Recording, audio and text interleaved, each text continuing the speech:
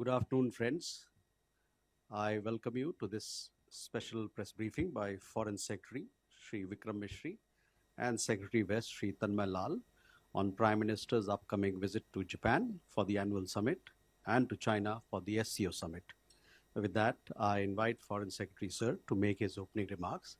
But before that, I would like to remind the audience that this particular press briefing is on Japan and to China for SCO Summit.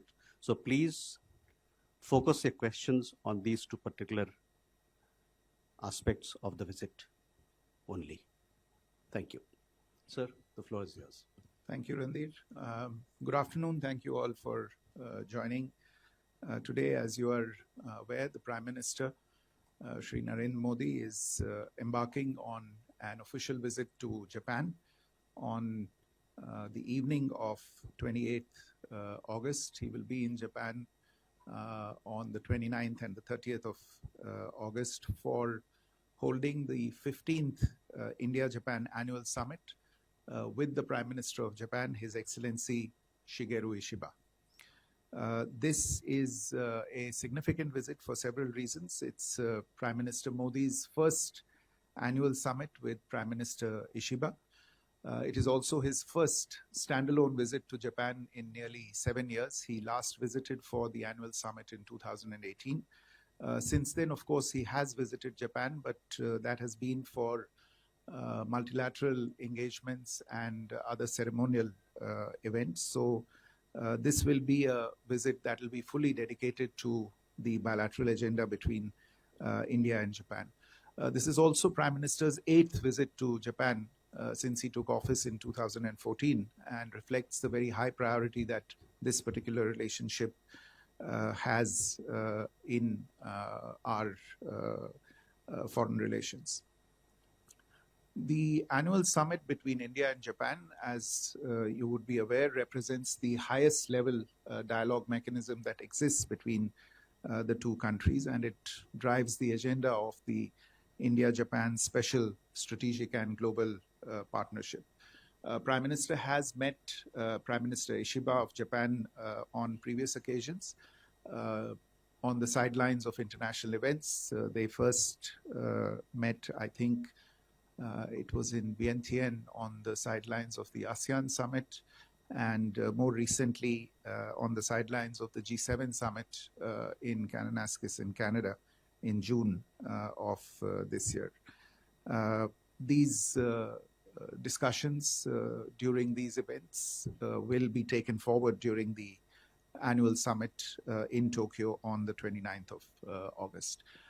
India and Japan are two countries that share values, trust, and strategic outlook on several issues. They are two of Asia's leading democracies and amongst the top 5 world economies. Our bilateral relations have expanded steadily in scope and ambition over the last decade, and today comprise trade and investment, defense and security, science and technology, infrastructure and mobility, people-to-people contact, and vibrant cultural engagement between the two sides. So the 15th summit will give both prime ministers the opportunity to do an in-depth review of these ties, take stock of progress in the last few years across multiple domains, and of course, as is usual, exchange views on regional and global issues of importance.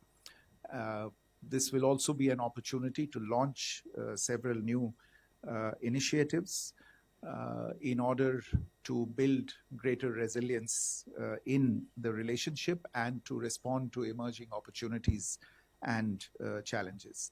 One of the features of the annual summit between India and Japan is an engagement between the two leaders outside the capital, and on this occasion as well, the program includes a visit outside Tokyo, which is again going to be something to look forward to for the two leaders. The program also includes interactions of the Prime Minister with several other political leaders from Japan, as also with friends of India in Japan. The Prime Minister will also participate in a business leaders forum with captains of Japanese and Indian industry.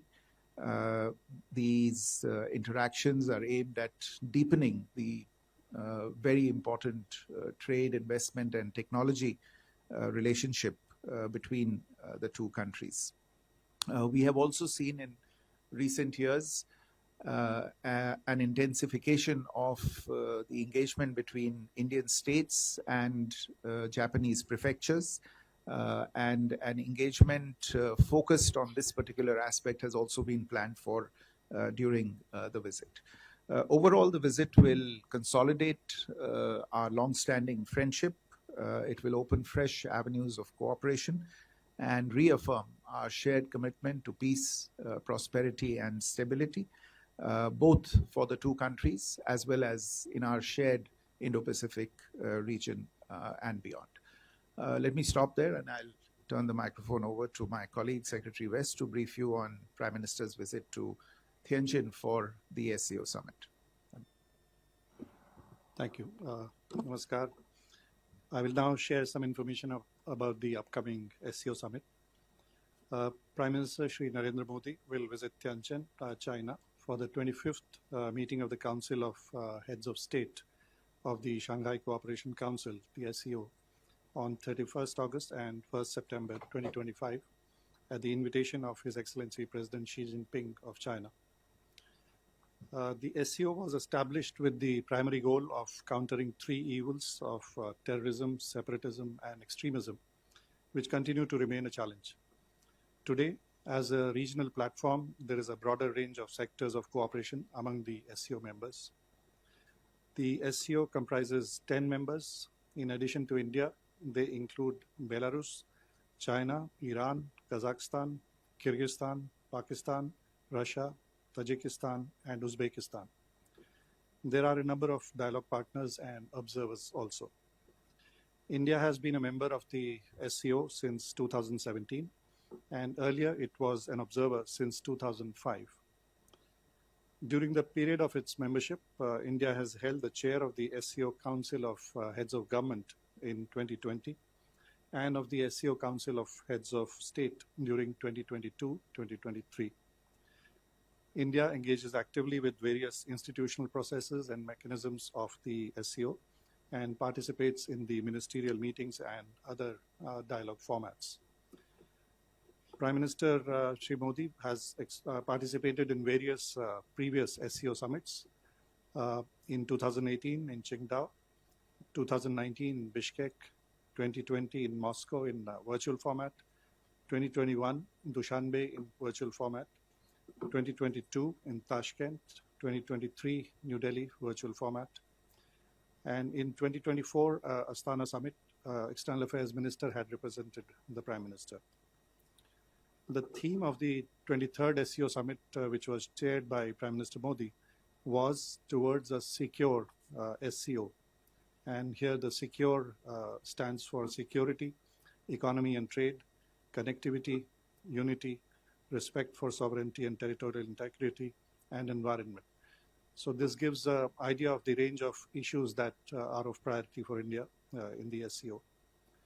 During India's presidency in 2023, SCO had adopted a joint statement on cooperation on countering radicalization leading to separatism, extremism, and terrorism. During the presidency, India had also focused on a very broad-based and diverse areas of cooperation that are of interest to SCO members. These practical areas of cooperation include, for instance, startups and innovation, traditional medicine, youth empowerment, digital inclusion, and shared Buddhist heritage. Earlier in 2020, India had hosted the Startup Forum and established a working group on this important area. A conclave of young scientists had been organized, which has now become a regular mechanism. The first ever meeting of Consortium of Economic Think Tanks and an SCO business conclave was also hosted by India. Traditional medicine was another subject where a expert group was established upon an Indian initiative, and several events were hosted to promote traditional medicine. India also hosted an exhibition on our shared Buddhist heritage during its 2023 SCO presidency. And 10 classics of Indian regional literature were translated into Russian and Chinese languages. Also during that presidency, the city of Varanasi was designated as the first ever cultural and tourism capital of the SCO during the year 2022-2023. And the city had hosted several socio-cultural events aimed at fostering people-to-people ties. All these initiatives and events have been well received by SCO member states. As you may know, the Secretariat of the SCO is based in Beijing, and Uzbekistan hosts the Regional Anti-Terrorist Structure, RATS, in Tashkent. Security cooperation remains one of the important areas of focus for India, and India had chaired the SCO RATS Council during 2021-2022. Earlier this year, in February, the Secretary General of SCO RATS, Mr. Nurlan Yermakbayev, who is a former Minister of Kazakhstan, had visited India and held useful discussions. In May this year, the ICWA had hosted a 20th SCO forum in New Delhi on the theme Secure SCO. In recent months, India has participated at ministerial level, senior level, in several ongoing processes of SCO. This includes the meetings that were where the Indian delegation was led by NSA, Raksha Mantri, and External Affairs Minister in their relevant SCO formats.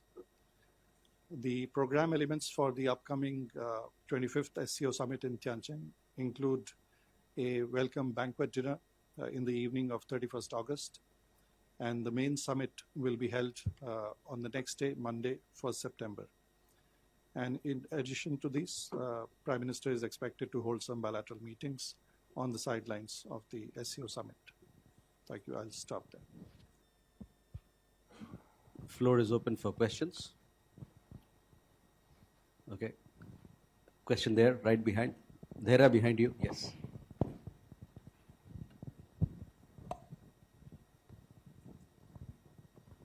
Thank you. I'm Keita Weki, Japanese news agency ThePrint correspondent. Regarding the bilateral meeting, India and Japan. So India and Japan are also member of Quad. So will Prime Minister Modi invite Mr. Ishiba to Quad Summit, which will be held in India later this year? Thank you. Ayushi? Sir, this is Ayush Agarwal from ANI. During the China visit, what is the possibility of a bilateral meeting with Russian president on the sidelines? And second, during the meeting with Chinese president, would there be any discussion on US tariffs, as China has recently said that it stands with India and blamed the US, referring it as a bully? So would there be any discussion on the tariffs? Thank you. So please focus your question on the Japan visit and the visit to Tianjin for SCO. Please, Madhu. Sir Madhurendra, मैं news nation से मेरा सवाल SCO को लेकर है। जैसा कि आपने खुद बताया कि आतंकवाद एक बड़े एजेंडे के तौर पर एससीओ फोरम पर रहा है, और पहलगाम आतंकी हमले और उसके बाद ऑपरेशन सिंदूर के ठीक बाद एससीओ की पहली बैठक है जिसमें पाकिस्तान भी मेंबर के तौर पे है। क्या हम उम्मीद करते हैं कि आतंकवाद को लेकर ये फोरम एक बेहतर मैसेज दे पाएगा, जो भारत का स्टैंड है कि talk and terror can not go together, और आतंकवाद के रहने की स्थिति में किसी भी तरह के संबंध नहीं पाकिस्तान से स्थापित हो सकते हैं, उसको लेकर कोई मैसेज होगा? चूंकि ऑपरेशन सिंदूर के दौरान चीन ने भी पाकिस्तान को मदद की थी, तो क्या इस बाबत भी कोई बात उस मंच से हमको लगता है कि भारत अपने एजेंडे में शामिल करेगा, और क्या ये ज्वाइंट डिक्लेरेशन में हो पाएगा? Uma? So I'm Huma Siddiqui from Stat News Global. I have a question related to the visit to Japan. You talked about defense as part of the agenda. So in the defense and security, what is any important announcement expected? And in the space sector, Japan has been participating with ISRO. Is there anything on the agenda about that? Keshav. Thank you, sir. Keshav Padmanabhan from ThePrint. I have a question regarding the annual summit to Japan. In connection to to the earlier question, are we looking at any sort of outcomes of co-production of defense with Japan? Is that something on the agenda? And with regards to the SCO, if I may also ask, we know that Pakistan will be attending the summit. India is there. We've seen that in the past, during the defense ministers' meeting, there was a lack of consensus over terrorism, which is a core goal of the SCO. So how do you expect at the leaders' summit for any sort of declaration or joint this thing, what are sort of the red lines that India is thinking of when it comes to terrorism, separatism, and extremism that it believes should be part of the document? Could you give us a sense of that? Thank you. Thank you. So we have a set of questions, so we'd like to address them. Okay, let me address a few of the questions. I think question from our friend back there on the Quad. You're aware that the Quad is indeed an important platform for working on and promoting peace, stability, prosperity, and development in the Indo-Pacific region. In more recent years, its agenda has expanded to take on issues of practical cooperation, if I can call it that, and health security. It covers critical and emerging technologies. There's an initiative with regard to critical minerals that has been discussed recently. Overall, with regard to how to make supply chains more resilient, and also infrastructure development. So these are all issues that are a priority both for India and for Japan. Both our countries attach high value to this forum and to this partnership. And we look forward to working with all Quad partners to take our cooperation forward. I'm sure when the two prime ministers meet, the Quad will be a subject that will be discussed between the two of them. Ayushi's question about bilateral meetings, look, as always happens with regard to such events, there will be a number of bilateral meetings that will be organized on the sidelines. We are still working through the finalization of those meetings, and we'll keep you updated and brief you in any case on the proceedings in those meetings. I think ahead of the meetings, it might be a bit forward of me to anticipate and say what will be discussed and will not be discussed in the meetings. Huma, your question, and I think Keshav's question is on the same lines with regard to defense and security related cooperation between India and Japan. This is indeed emerged as an important pillar of cooperation between the two countries in recent years. There was a meeting between the defense ministers of the two countries that was held just recently in May of this year, where the two sides were able to review a whole host of issues, operational engagements between the two sides, but more importantly, defense equipment and technology collaboration, which is an important part of the overall defense and security engagement between the two sides. I think there was some interest in the specific platforms, etc. And you would be aware that the two countries are already working on co-developing the Unified Complex Radio Antenna, the UNICORN project, which is a common radar mast for use by Indian Navy platforms. A memorandum of implementation for this particular project was signed in November 2024. The Navy, the Indian Navy and the Japanese Maritime Self-Defense Force are also exploring possible cooperation in the area of ship maintenance in India. And there are discussions going on a number of other issues between the designated agencies of the two sides, DRDO in India and ATLA in Japan.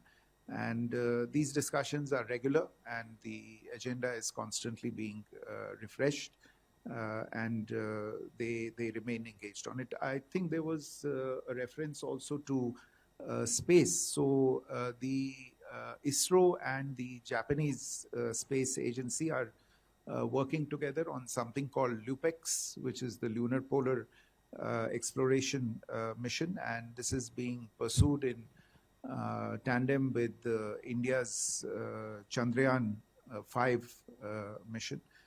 This is an area of some importance, also because it affords an avenue for Indian space startups to actually deploy their capabilities and their capacities in this important area. I want to take your question. आपका प्रश्न जो आतंकवाद के बारे में था,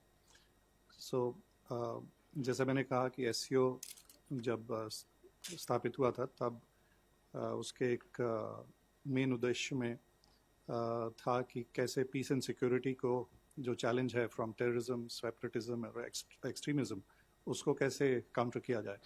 and this challenge remains. The security of the region remains a priority for the SCO members.